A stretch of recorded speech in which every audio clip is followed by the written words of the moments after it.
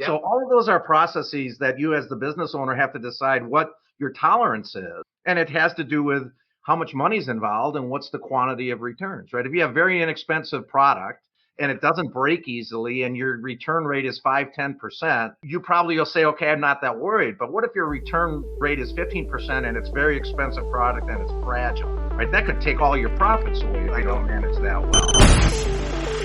Growing a business requires a holistic approach that extends beyond sales and marketing. This approach needs alignment among people, processes, and technologies. So if you're a business owner, operations, or finance leader looking to learn growth strategies from your peers and competitors, you're tuned into the right podcast. Welcome to the WBS Podcast, where scalable growth using business systems is our #1 priority. Now, here is your host, Sam Gupta. Hey everyone, welcome back to another episode of the WBS Podcast. I am Sam Gupta, your host and principal consultant at independent ERP and digital transformation consulting firm Elevate IQ. If you are an e-commerce brand and starting on the e-commerce journey, 3PL may appear to be an attractive option. You might feel that the only thing matters for e-commerce is sales and marketing. But as you advance in your journey, you will quickly realize how critical your operations are for your customer experience. If your customers can't receive the right products at the right time, they will not stick with you for very long, regardless of how compelling could be your messaging and customer service interactions. But the biggest frustration would be to be penalized for none of your fault. How would you feel if your 3PL shipped your competitor's product to your customer? But that's what happens when you lose control of your supply chain. While the 3PLs make it look very attractive due to their tech capabilities, the age-old problems with 3PLs are still the same. And ShipBob is no exception to that. In today's episode, we invited a panel of cross-functional experts for a live interview on LinkedIn who brings significant expertise to discuss ShipBob's capabilities. We discussed their strengths and weaknesses and why they should not be confused with an e-commerce platform. Finally, we discussed their pricing comparison with the traditional 3PL players and the value they offer for e-commerce merchants. With that, let's get to the conversation. Hello everyone, welcome to today's show. And if you are joining for the first time, this is part of our e-commerce series for which we meet every Wednesday at 5:30 p.m. Eastern. We pick one vendor or the solution that we review independently, and we always have a panel that is willing to share their insights and wisdom. For today, we have a very exciting vendor. It's another 3PL, similar to what we reviewed last week. This is called ShipBob. So we are going to have a lot of fun discussing that. Before we do that, we are going to start with everybody's intro. I am going to start with my intro. If you don't know me, I am Sam Gupta. I'm principal at Elevate. Elevate IQ is the independent ERP and digital transformation consulting firm. I've been doing ERP and digital transformation implementations for roughly 20 years, and e-commerce 3PL conversation is always at the heart of it. On that note, I am going to move to Phil for his intro. Hi, Sam. Hi, everybody. Phil Kerper, Managing Director of Ringling Business Solutions, coming to you from rainy Wisconsin today. At Ringling Business Solutions, we help executive leadership teams align digital transformation strategy with their core business. And this one on how to handle outbound shipping and a 3PL is really a great topic to discuss tonight. And looking forward to the conversation. Thanks, Sam. So much for being here, Phil. And now, if you are in the audience and joining for the first time, make sure you guys send your questions and comments, and we'd love to see them during the show. We would love to respond to them as well during the show. If we cannot get to them, then obviously our panelists and I'll make sure that you receive your answers. So, Phil, I'm actually going to start with the briefing for ShipBob. I know you have done a little research as well, so I would love to hear your insights in terms of what your perspective is overall on ShipBob's capabilities. My perspective always, as I am looking at, especially the newer breed of 3PL, when they are trying to position their software capabilities. In ShipBob's case, at least they are not charging for the software. So at least you can tell that, okay, they are not a software company. In the last one, Ship Hype, that we had reviewed, they were charging for the software subscription as well. But, this seems to be slightly more a step 3PL. Obviously, there has been a growing trend of this overarching value of 3PLs, how much 3PLs are going to be beneficial. And obviously, ShipBob has received a lot of funding overall from the fulfillment perspective. That helps a lot of different e-commerce merchants, especially if you are not going to have the bandwidth, the capital to be able to manage the inventory, warehouse, and by the way, know-how. That is equally important when it comes to operation. So, Phil, do you have any commentary related to briefing? Yeah, first of all, just on the concept, because we'll kind of hit the concept as well as the ShipBob in particular tonight. It's really can be an excellent tool as you're growing your business to be able to outsource that 3PL and that fulfillment and the inventory along with it, management with it. And so that can really help you at a point of scale, but also there's risks in that, and there's risks that you're counting on a third party to perform. There's risks as if they don't perform, and you can have customers that are waiting for a resolution while you're trying to go to your third party. One thing that ShipBob I think is interesting and impressive is they're one of these types of businesses that seems to be pretty well established. They've got, like you said, good funding. And so you can maybe be a little bit more sure yourself that you're signing up with a partner who's not going to be one of the startups in this space. But even that be said, none of these guys are perfect, and there's probably going to be some negative reviews out there when they didn't get everything done that you wanted them to get done. Exactly. And I am probably going to miss Robert in this one because he was really particular about, the customer, fulfillment expectations, the way it is to be done. And I think you made one comment last week as well that you don't like to see anybody else between you and your customer. So we are going to see, how the users and the customers are reporting when they are working with them. We have some interesting reviews that we would love to review during the show. Just as a bias, I don't like people between me and my customer, and I don't like me between people and my suppliers. I don't like people between me and my employees. Even when it comes to a payroll model that an ADP can have.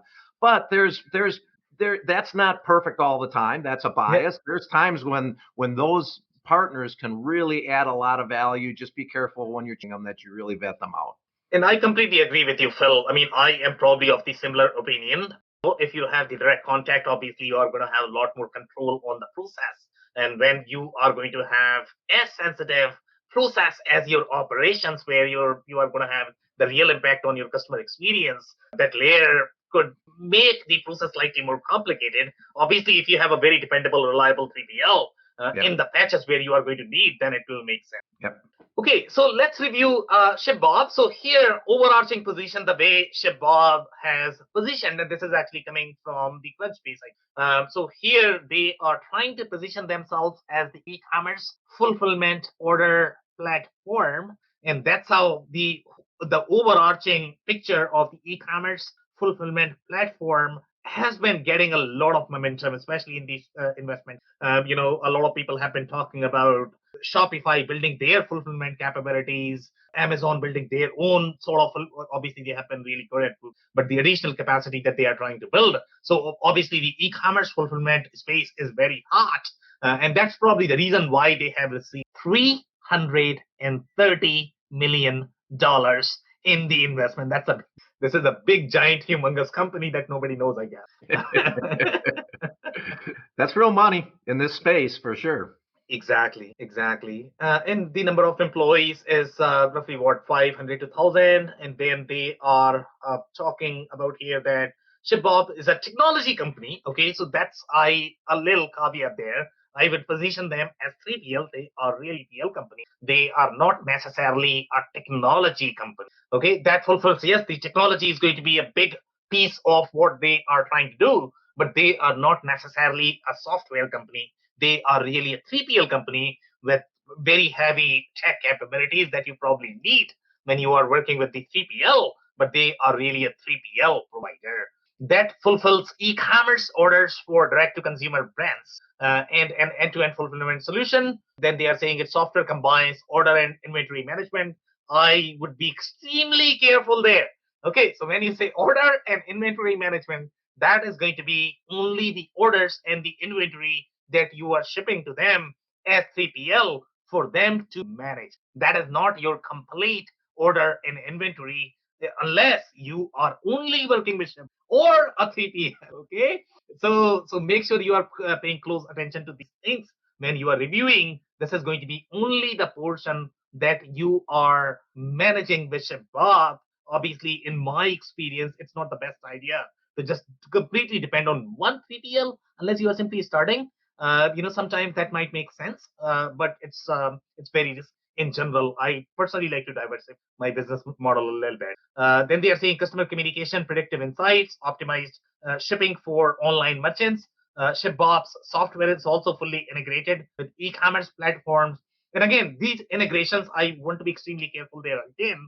Okay, if you are shipping from these integration directly to ShipBob, and ShipBob is doing everything for you, and that's what they want because that's where they make money, right? But that may not be in your best interest. So make sure you are understanding what you are getting into and where all you might have the financial risks, because obviously 3PLs are going to have their own pricing model and the overages and the charges. As long as you understand that, then it's going to be okay. But make sure you understand. Go ahead, Phil. And the word integrations there, Sam, we usually get into this every week on one level or another, but everybody talks about how easy it is, and it can be. There, the models and the API tools you can get and all that stuff, and they might have some standard integrations, but sometimes there's trouble there, and sometimes it takes a lot more work than what you think you're getting into, or there's limits in what you can see. This is a separate platform. So it's an additional software platform that has to talk to your other platforms, and there can be some challenges. So Phil, I'll give you a little walkthrough of how the integration is going to work, and then you can probably tell me whether you will feel comfortable as the business. Okay. So this is how the demo or the platform is. So inside your Shopify Plus platform, that is going to be your any e-commerce platform, right? Inside that, they have a bunch of apps that you can literally download the way you are going to download your any of the Apple apps or the app. As soon as you hit okay, app is in my instance, then obviously the app can communicate with ShipBob. That's how slick the integration is going. Now here is the tricky part. Okay, again, when you are managing all of your SKUs and the inventory and the fulfillment, then it's going to be easy. And we have seen the scenario that an average e-commerce merchant is probably going to require 25 different. Okay, so how do you decide which SKUs go to ShipBob versus which SKU go to somebody else? So that's where my line would be that, okay, these apps are great, these integrations are great, but how do you draw the line between who owns the data and how the data communication is, and whether that is going to be reliable from the integration perspective or not? That is always my concern when I think of this overarching architecture. Phil. Yeah, so it's interesting that Shopify and Magento are the two e-commerce platforms that they're choosing, which use as you stated, a large app community as part of their business model, versus the old Episerver, where they use more of a programming philosophy than an app philosophy, where they'll write APIs. So you made me feel more comfortable that the app is going to be downloadable and it'll work. So I'm less uncomfortable about that. But you raised another point, which is that unless you're exclusively using those, and now you've got a Magento user, or you probably have a lot of apps going on, there still is some real complexity. So that part makes me a little more uncomfortable. Exactly. So I'll give you a little more walkthrough overall how the integration in your API server world is going to work versus the newer world. So what newer world is trying to do is they are trying to provide the pre-baked integration. Meaning, in your case, you had to literally develop those complex workflows and you had to pay for that. The APIs, even though they might be there, but somebody has to map them. Somebody has to map as per your business requirement so that the apps can talk to each other. But in this particular case, the integration is going to be pre-baked. The only challenge with pre-baked integration is always going to be you integrate based on certain fundamental. Okay, that is going to be how your SKUs are going to be, how it is going to be owned, who is going to be owning the data. Obviously, the way ShipBob is going to design the integration, it is going to be their perspective.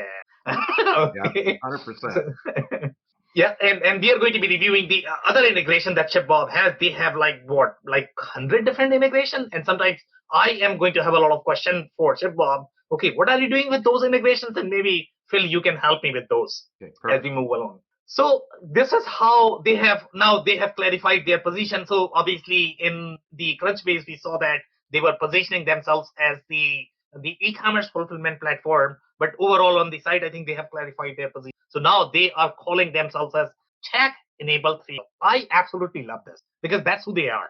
This is who you are. So so great job there. Now they are saying we use our proprietary software across fulfillment network for a cohesive experience. Orders are automatically sent to our warehouses where inventory is picked, packed, and shipped to your customers. And this is exactly what we saw in case of Ship.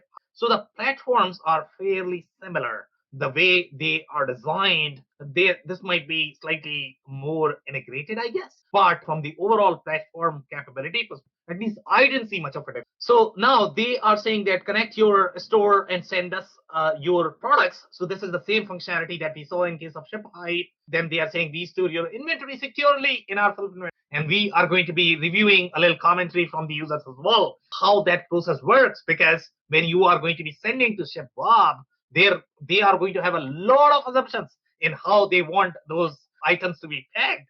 Even your customers are not going to have as many expectations because they have designed their warehouse processes around certain assumptions, and if you don't comply with them, they are going to put a lot of charges because from their perspective, their process is going to be broken if you don't follow the rules. So they have really commoditized the whole warehouse fulfillment business by making sure that everybody is following it. By the way, if you are in the e-commerce business, you should be thinking with the same mindset as well. This is how you should be thinking that okay, each time you are going to break your process, you should be penalizing yourself in my mind. Okay, not financial, but some sort of way of understanding that okay, I should have very streamlined process the way ShipBob has designed their processes. So we have something to learn from them.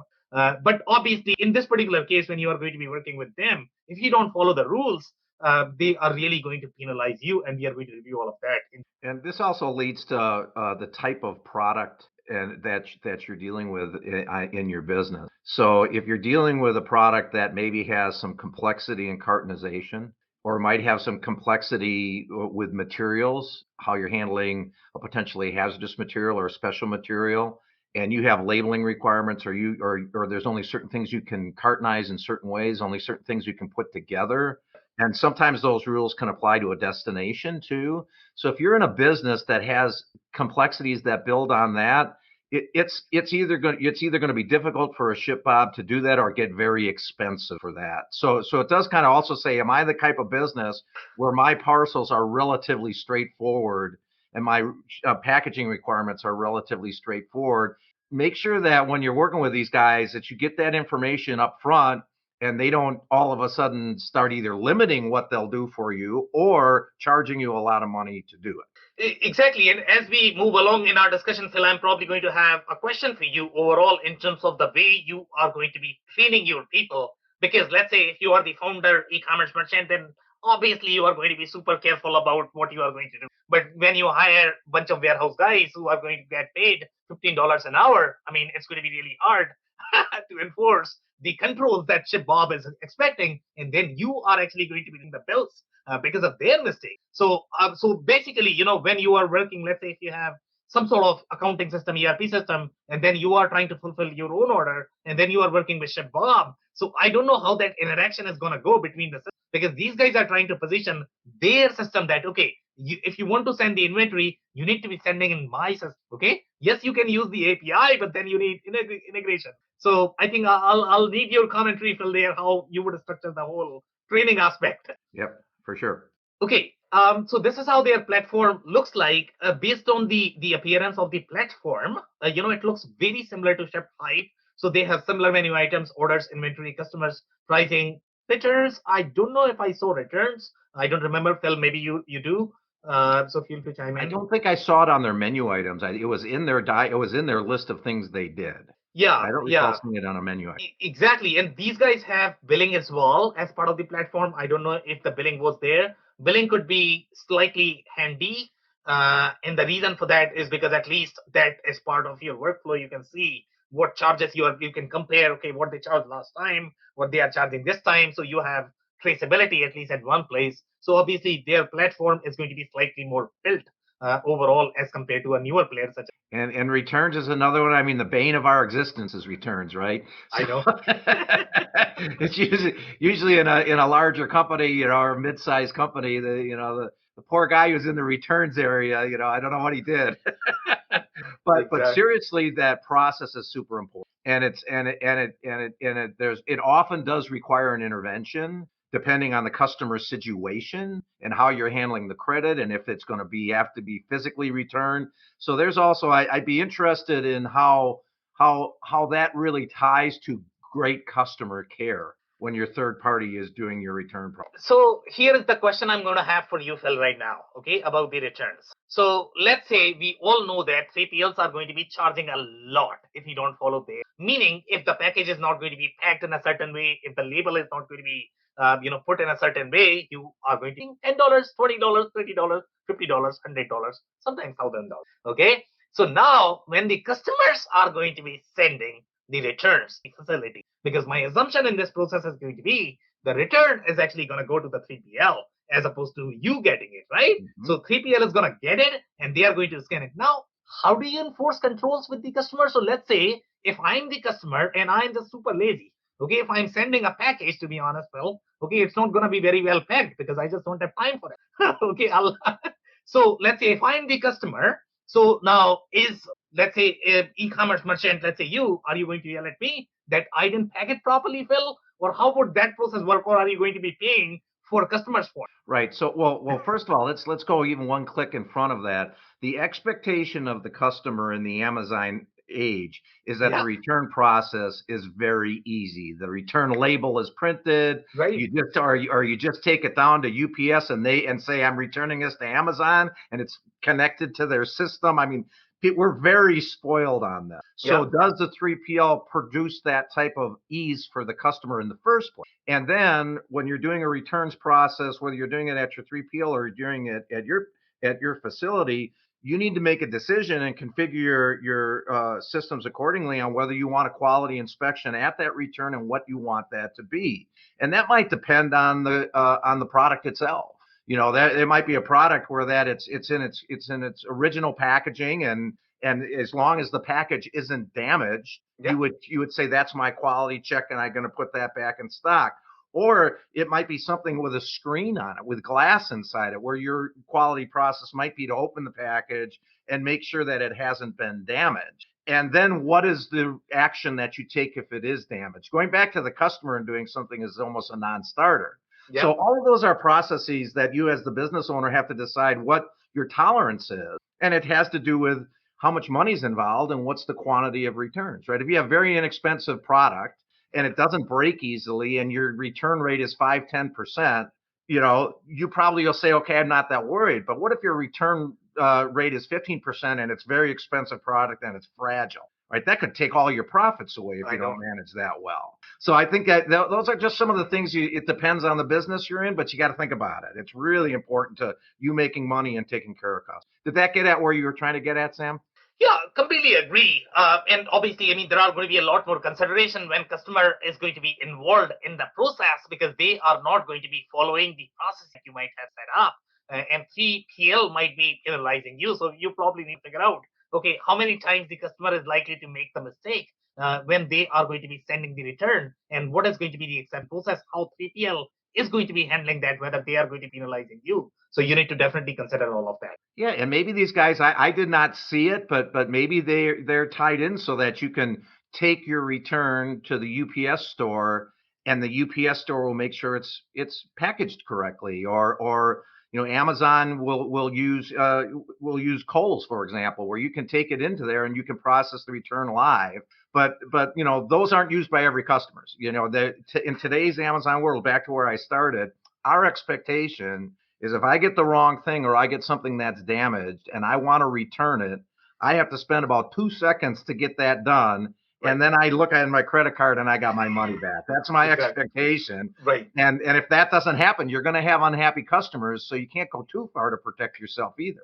Right. Okay. So let's review some more, slides here. So this is very similar to what we saw. I think they have slightly better pricing model overall if I compare this with ShipHype. Just slightly more streamlined in my mind, just because they are slightly more established and they have, investors and advisors, and they probably are advising them that how they should be pricing according to consumers' expectations. So here they have the warehouse receiving order, and they are saying $25 for 2 hours worth of labor to receive inventory. With WRO, additional time is $35 man hour after first 2 hours. And again, I think Robert will find this slightly more expensive. I would probably find this expensive as well. But at the same time, you are utilizing a service, so obviously they have to make their margin as well. So $35. I don't know what is going to be the rate for temps when you get those. And I don't know how much guarantee you are going to, in this particular case, at least you have the business that you can count on as opposed to a person, because when you are dealing with a person, you have all of those issues that go with humans.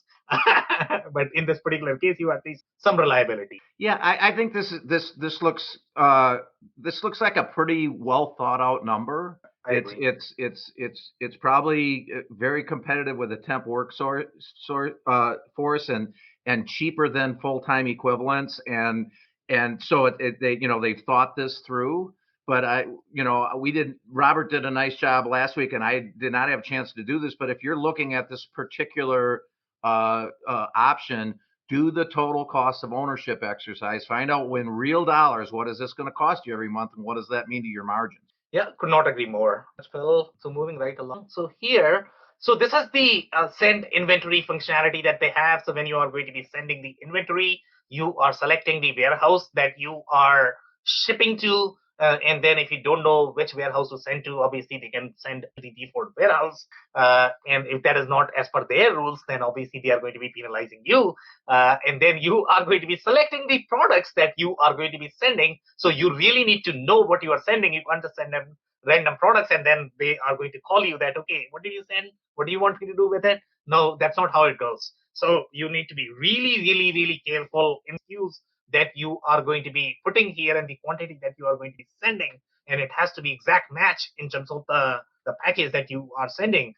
So they want to know the exact content of what they can expect to receive. If there are going to be any surprises, you are going to get the overages on the chart. So just make sure you understand that. Right, and then two things on this. In the earlier slide, they said if you don't follow their rules, that they're going to put that inventory on hold. So they also have a kick out that something didn't go right, and maybe it applies to your examples as well, that you didn't give them what they thought they were going to get.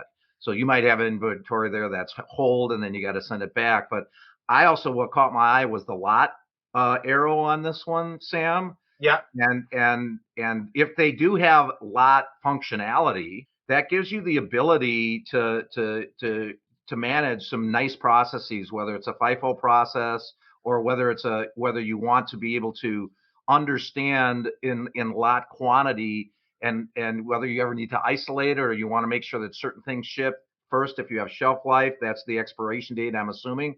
Yeah. That's nice functionality. There's a lot of the basic warehouse management systems that do not have a lot of functionality when it comes to lot management. Yeah, so this is where I found it interesting as well. This has been my personal challenge working with 3PL. It's always that manual handshake that is going to be required. And in my experience, the way I like to think about lot traceability is As soon as a 3PL is going to be involved in the whole lot traceability breaks. Okay, even though people don't want to think about it, don't want to talk about it, but it's not as traceable as you would like. So here, the way this is going to work, these are not really the way you are going to be managing your lot number. So what you are doing here is you are sending the inventory and you are sending the specific lot numbers along with their expiration date. Now, when you want these products to be shipped to the customer, you are going to be instructing these guys that, okay, these are the lot numbers that I am trying to, so make sure you don't send anything else. So that's the full traceability. In my mind, they are able to do that. But traditional 3PLs always struggle because you are going to get a paper. These are lot numbers. Now, where are those lot numbers?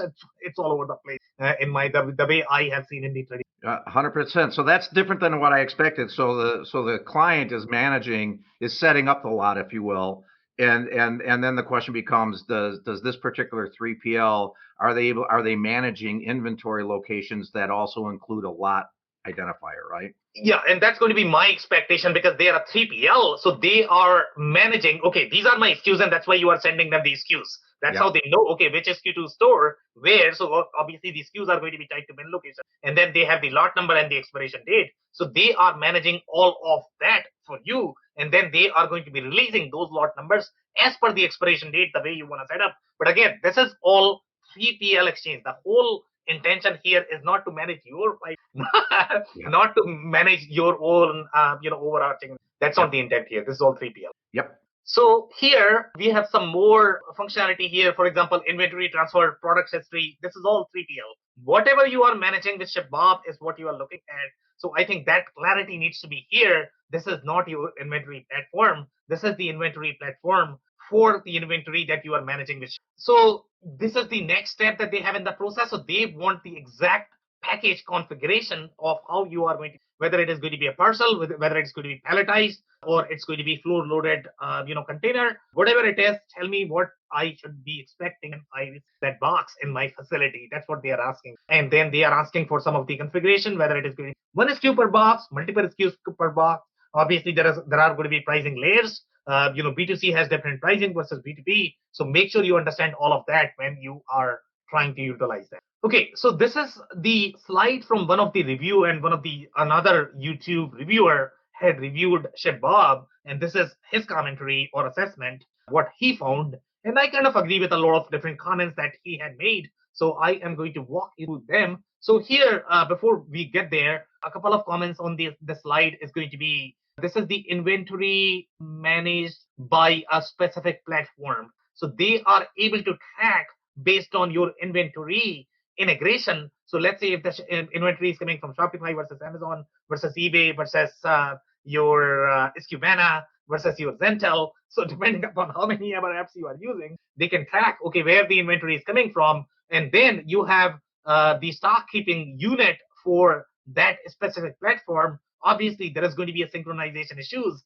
because these apps are not really designed for that bulletproof inventory control. So good luck with that. But at least you have some traceability overall from the SKU perspective as well as from the barcode perspective on the slide itself. But when you are going to be sending the inventory, when you are going to be sending the order, you need to specify pretty much everything that they need to know to be able to ship to your customers and then to be able to manage your inventory. It's interesting they're saying not available every part of the world, which of course is true of almost anything. But they are seen to be international. Yeah. Which last week they were very much not, and so they do promote themselves as having international capability. Yeah, that's probably not fair to them, but when I look at the e-commerce players, to be honest, they are doing business in a lot of different crazy countries, depending upon what your product is, and sometimes your product is only going to be sold in Nigeria for some, and you need to be able to sell there, and that's why you probably need the shipping capability in that country, even though you may be a U.S. or Canadian merchant. So that's why. They definitely are more than North America. They're much bigger than that. And that functionality, it's also worthwhile if you're looking at any of these applications. You tend to know where your bread is buttered internationally. Maybe it's Europe, maybe it's South America, what have you. and double check their localization abilities there and any limitations they have there, and whether they really understand the rules in order to do that exporting of goods. It's not brain surgery, but it's detailed.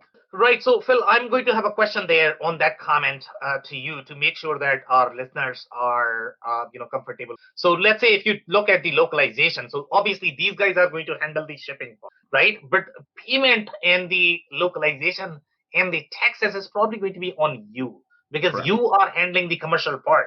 So it's not up to their only shipping. They might have a warehouse in Nigeria, and let's say they might. So, for example, let's say the way, in my mind, the way the process is going to work, let's say if you are going to trying to fulfill either in Nigeria or Kenya or Vietnam or wherever, right? So what you are going to do is first you are going to send the inventory to those warehouses, and those warehouses are going to keep that inventory. And if the order is going to come from those locations, most likely, let's say if you are integrated using Shopify, if Shopify payment processor can support the Nigerian capabilities, then you are good. So then you are going to be sending that order to that warehouse in Nigeria, and Nigerian warehouse fulfill. So from their perspective, they are only trying to fulfill. They are not responsible for local. Right. So I probably didn't say that perfectly. So as far as the business processes, doing the orders, collecting the bills, making sure your product is certified to be able to be sold into that country, all that type of stuff.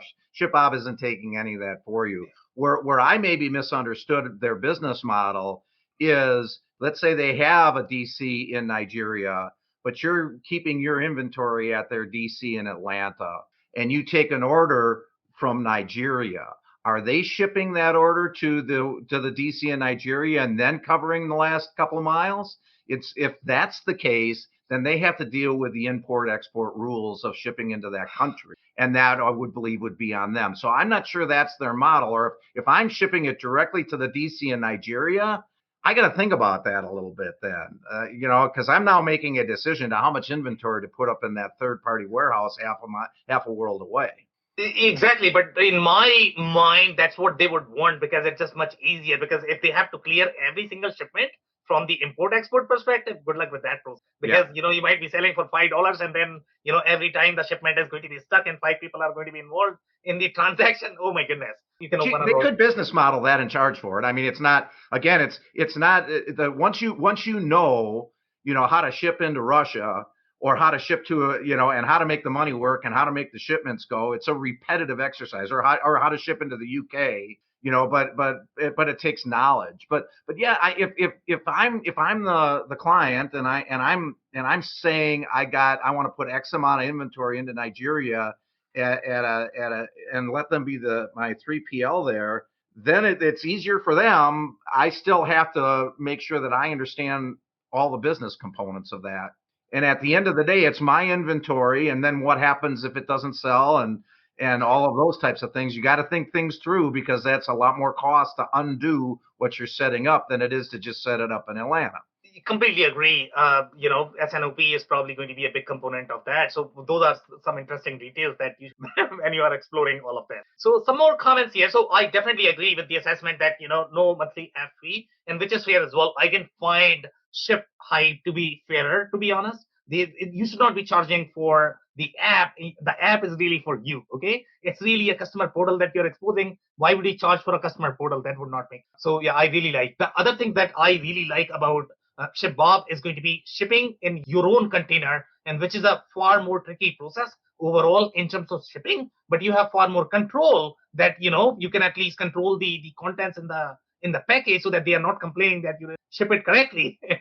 And here, the only thing they are doing is they are literally sticking. Just keep one thing in mind, okay? If you are doing that, then even though they are shipping, but you are doing all the work. So you need a lot of people to be able to do that, to manage your own warehouse process. So what's the point of doing 3PL? But I mean, there could be benefit. At least you are storing, in their warehouse, but you have to store the completely packaged, when you are following this. So again, these are some of the things that you need to be. Yeah, I thought that was a really interesting one, because it's unique and it's cool. And you say, okay, I'll do my own pick and pack. I'll make sure everything's good, and then I'm gonna ship it out to someone else to fulfill. Well, I'm putting, I guess I'm shipping them LTL shipments and they're doing the individual packages. Maybe there's math that works there. But I mean, I'm paying a lot of money to have someone throw a label on a box. Exactly. That would be my concern as well. Yeah. So a couple of more points. I think this is all good, made for e-commerce. I mean, they are really designed for those details, extremely clear in that. So you are looking at very fast goods, easy and fast setup. Some BS. I don't care for that. Automated fulfillment, generally fast shipping. Excellent customer support. Okay, good. Okay. So so here they are saying fulfillment cost. They are saying B2C orders with 25 items or less. So they have a very different pricing model overall. So they are really, favoring the shipments that are going to have the fewer items. So if you are going to be B2B, you are probably going to be paying a lot more, just because of, I don't know, I mean, see how they are going to, maybe B2B has far more effort in terms of managing the transaction, but B2B are not going to have as much volume, but they have to charge them. So that's why they are probably going to have different pricing. So here they're saying pick and pack is included in the cost, the standard packaging included in the cost, shipping specific to the order, which is fair. I mean, that's probably what everybody will do. Receiving per warehouse receiving order. So that's how they are receiving. Now, I don't know how that, again, I think I'm still not sure how the interaction is going to work when you are going to be doing the shipping, whether you are shipping the whole inventory or you are shipping for individual customer. I think that is the question that you need to ask them, how they are going to manage that transaction. But here they have similar model as ShipHype, where they are saying free for the first 4 picks in an order, and then it's going to be 20 cents per each additional pick. So I would assume that if you have 4 lines in an order, and Phil, you can correct me if I'm off here, 4 lines in an order, then probably that's going to be free. Otherwise, you are paying per line. And I tell you what, because I read in my research that these guys pricing was premium. I saw it, and Yeah. This looks. I'd have to math this. This looks cheap. This does not look expensive to me. And they're also not saying 4 lines. They're saying 4 picks, right? So that which if a pick can be multiple lines. If I have, if they're saying a pick is pulling product from a location and that location has 3 lines, this could be very affordable. So Phil, here's the question I'm going to ask for you. I personally liked it, but I'd have to math what the total monthly cost of this really is. So here's the question I'm going to have for you on this. So they are very sophisticated warehouse, and they have to be really spot on in terms of finding the product in their house. Otherwise, they cannot run a 3PL business. So they are going to be really good at slotting. They are going to be really good at managing the bin locations inside the warehouse. So my assumption, and you can correct me because you have far more background in these than I do. Okay, so my assumption is going to be each of these SKUs are going to be mapped to a bin location. So now when you have the sales order, if I'm going to have 4 lines, I am picking from 4 different. Would that not qualify for 4 picks when you have 4 lines, or is that going to be just 1 pick?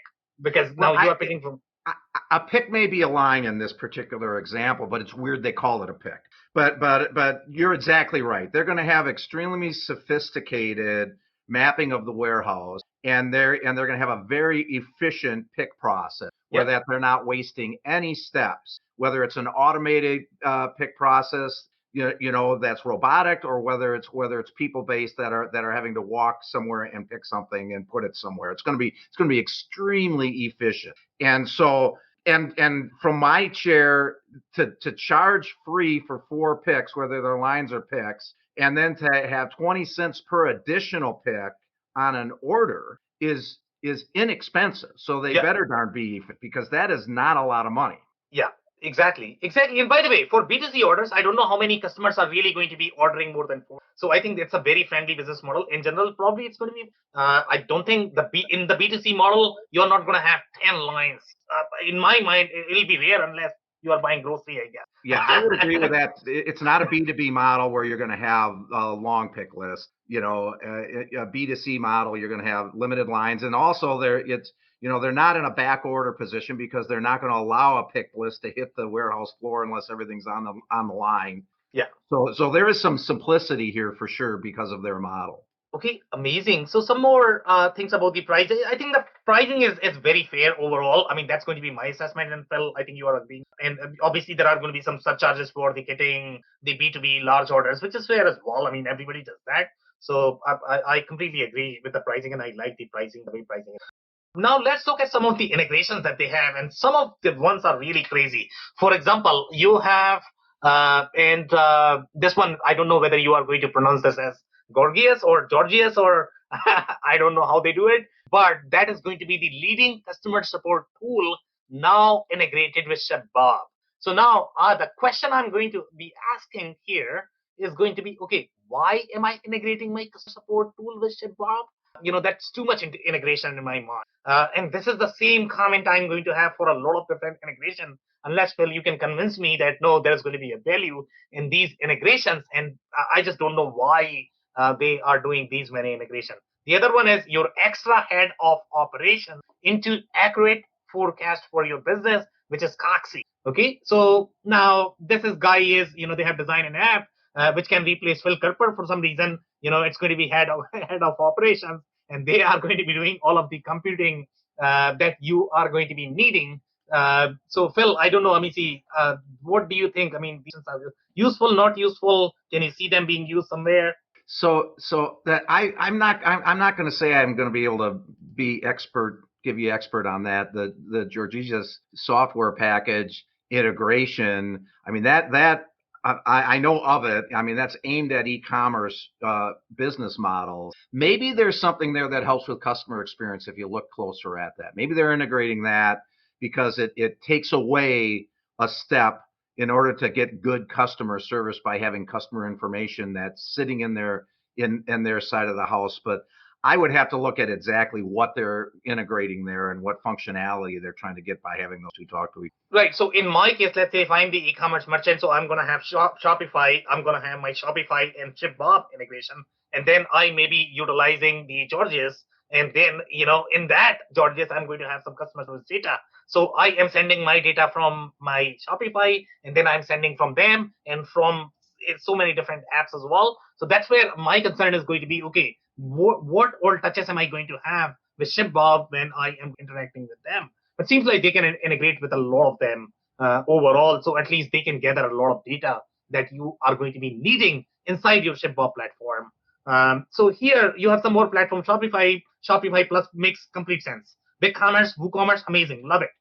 Okay, then you have the Becker Kit, which is the automate fulfillment for this is the crowdfunding one, which is a completely different process than your e-commerce. This makes sense. You should have that. Okay, Happy Returns, Loop Returns, Returnly. Now, since they are managing the return, if you are managing a separate platform that does not go through Shopify, okay, probably makes sense. Okay, that's why they are probably doing that. Then you have the Bright Pearl, Zentel, and these are some of the tools that we have already reviewed. Then we have Fulfill.io, and they are slightly more inventory management tools. It's Cubana. Then you have Sin7. All of them are, doing some sort of inventory. And you are probably going to be using one.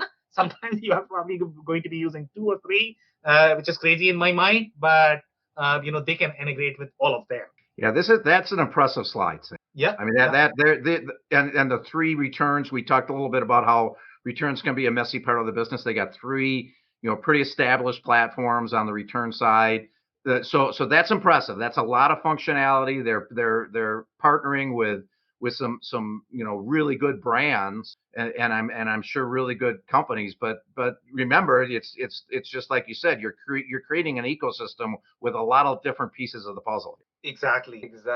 So some more integrations here. So we have the shipping integration. So obviously now I get a little confused here. Okay, so now if these guys are actually doing the shipping, then why am I integrating with another shipping software? Okay, now I get it. Okay, so they probably are integrating because they have to, let's say, if you have your own account that you need to be utilizing so that they can ship for you, I guess then you will be integrating. I don't know. I mean, it could be all over the place in terms of how the integrations are going to work, but seems like they can integrate with a lot of different shipping platform as well. And I don't know if this perspective is really from their perspective that they are integrated with all of this so that they can ship for you versus your perspective, because you are going to have your own account, you are going to have your own rate, but sometimes you are going to be 3PL. And I don't know if they provide the flexibility in using your account Can you do that? I don't know. Yeah, that's pretty basic stuff, right? I mean, most companies, if the customer has if you have a larger customer and they have a UPS account that they want you to use, that's pretty basic functionality. I got to think that you can use your UPS account or have some flexibility there to on accounts, but typically that's B2B. So again, I got to think B2C on this. I'm baffled on this one a little bit with you, Sam. I'm not real sure what an integration with UPS does on. Exactly. And then you have ShipStation. Is that ShipStation listed as an integrated partner? Exactly. I mean, in my mind, that's a competitor. Isn't that a competitor? Right, exactly. That would be my assessment as well. ShipStation is almost the same thing as these guys are. I mean, they're almost direct competitors. I have no idea. I mean, this is where I get confused that it could be all over the place. I don't know why they're integrating, but okay, they have that. You can utilize ShipStation as well. Let's say if you like ShipStation's shipping rate, and that's probably the reason why they are probably in. Okay, some more integrations. Okay, the whole Shopify and QuickBooks is all about apps and integration. Yeah, so here you have a bunch of crowdfunding platforms which they can integrate, which is a nice thing in my opinion. If that is going to be pre-integrated. Some of the text ones, obviously that's a big deal. Text needs to be integrated anyways, even in case of your ERP. So I like that. Let's look at some of the reviews. So here, the first review that we have is coming from the user. So here the user is saying, I work full time in banking and still run a company on the side that generates a lot of orders that need to be prepackaged and shipped. Now, there are a lot of e-commerce merchants they are in this situation. For them, this is awesome. Okay, you cannot get a better deal than this. Okay, because you just don't have to worry. You don't have time. You don't have bandwidth to worry about the operations. So for these guys, it's just wonderful. Even if you are going to be paying a little bit more, because obviously you are able to work full time, you are making far more money. If you were doing this yourself, I don't know how you are going to feed your family with those $5 e-commerce stuff. So here they are saying the app works well, but nowhere near as good as the online site. Please do not compare this with a site. It is not meant to be online site. It's supposed to be a customer portal for a 3PL provider. So treat it as that way. Some more reviews here. I also love how they sneakily word things in their SLAs. For example, let's say you want them to process inventory. You think they have to do it in 5 days, right? And since that's what they said, false. They get to do it whenever they please. Okay, the wording in the SLA says 5 business days once the WRO move to arrived status. But who decides when that moves? Now, this is the control comment that fell. Okay, when you are not going to be controlling your own shipment and the warehouse, you have no predictability in the process when your customers are going to be receiving the order, and you have no control because nobody is going to you. In fact, I mean, if we have reviews from their support as well, that their support is not reachable. The only support that they have is going to be email, and they respond after a day because obviously they are trying to please 50,000 customers that they might have. So obviously you are a very small fish for them. So make sure you understand all of those issues. So even though 3P is great for a person who is working full time, but it is probably not great for everybody.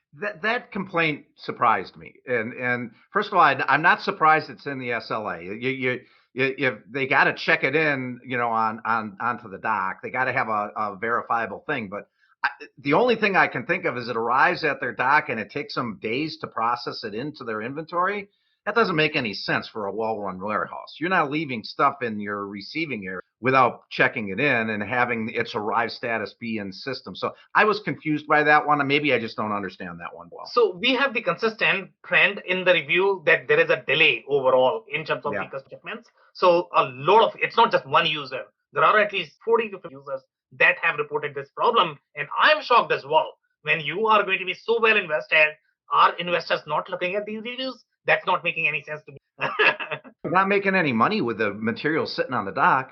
Yeah. It just doesn't make sense to me. But like you said, there's something wrong with their receiving put away process, clearly. Yeah, and they must have a lot of busy warehouse, I guess, and then time to process, and something is happening that I cannot figure out. Yep. So here they are saying $50 a day for not having the right label on it. Can you believe that? Now that's a lot of charge for the $5 good that you might be shipping to your customer.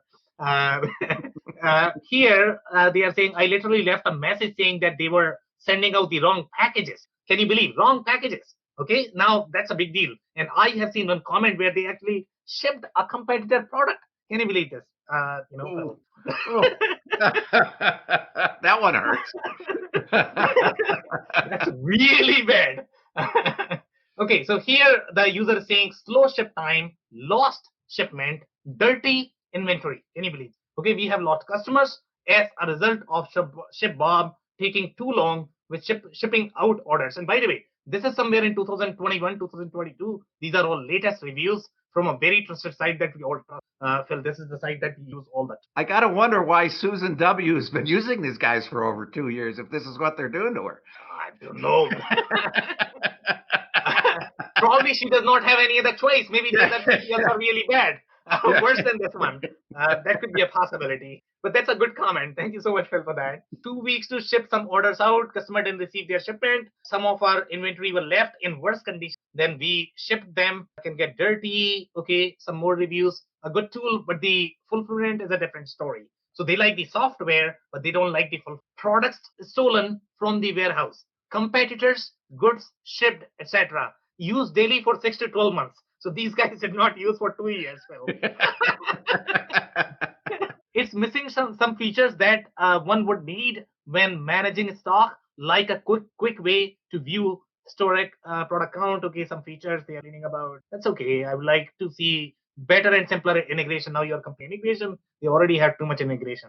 Okay, connecting store is not a seamless experience, I guess. Then some more, they removed all shipping options and rules and instead put something in place. So they actually changed the whole shipping strategy. So here, this is a real concern. So let's say if you might have your conversion rate based on a certain shipping options that you are offering to the customer, but if your 3PL is going to change those, that's it. Your conversion rate is gone. Conversion optimization rate is gone. So that's what the user is complaining, that their conversion rate dropped from 4.6% to 1%, during the time that our shipping options were affected, and they did not offer any sort of answers in terms of why they removed. Again, going back to what Phil's assessment was overall in losing that control, and that control is really important. So Phil, I'm actually going to open up for the commentary now. Yeah, and on that last one, I'd also say that one was weird to me because you would think that would be covered in your contract document. Where that smelled like a bait and shift switch, and that they're all of a sudden changing the terms after you're in on them. But those are a couple scary comments. But I still thought, even with those negative comments, there's a little bit of, even the best of these guys are going to have some horror stories. It's not an easy thing to do, is to manage that 3PL front end of these businesses, especially one kind of small client at a time, if you will. Yeah. They got some great functionality, it looked like. They obviously got good funding, so at least you're partnering with someone who should be relatively well funded. I agree. But I think you said something early, Sam, that I would echo, and that's all the eggs in one basket.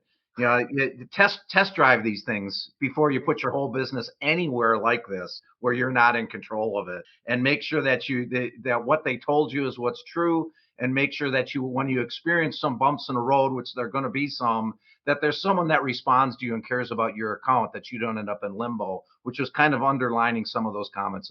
Yeah, I completely agree. So Phil, I do have a question on the contract comment. So can you be that specific in terms of providing, how many shipping options am I going to get as part of the contract? Have you seen if any 3PLs are going to write, I am going to give you 5 menu, but tomorrow, let's say, if I need to remove an option because I may have obligation to my vendor part, and they might remove that, and that could be the reason why I am removing that shipping option, right? So they could have their own contractual obligations, and that could be the reason why they might not be as.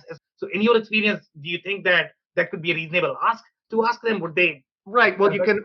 So let's say you ask for some assurances in your contract, and they say we just can't do that because because of other issues. It's just not our policy, or we're tied to other agreements. We have to have some flexibility. You can at least negotiate a notification period. You can at least negotiate some relief in that situation and find something reasonable. And if they're just saying no, I consider that a red flag as I'm working on this. So maybe you don't get it all, but what they said and what I heard in that comment is that they didn't get any just all boom. It's all of a sudden the terms are different.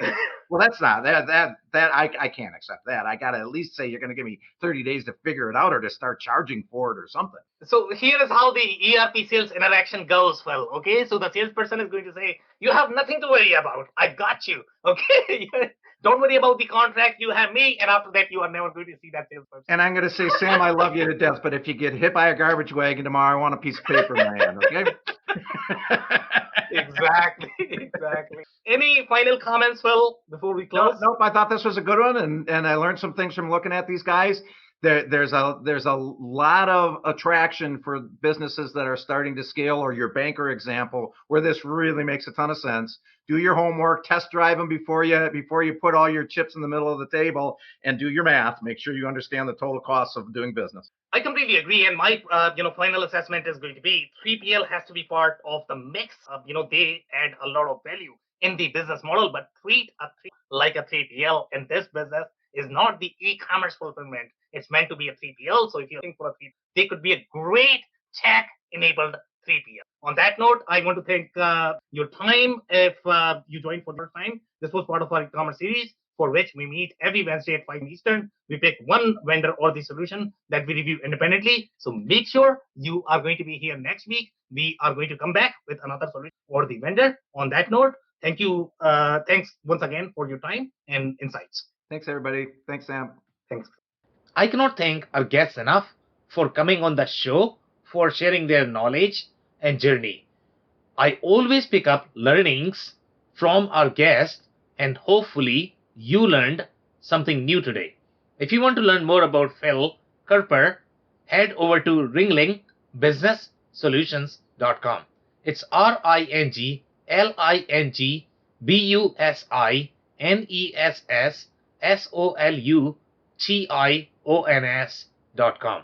Links and more information will also be available in the show notes. If anything in this podcast resonated with you and your business, you might want to check other related episodes, including the interview with Phil Kramer, who shares his insights into integrated supply chain planning and why companies need to have an integrated strategy for their supply chain.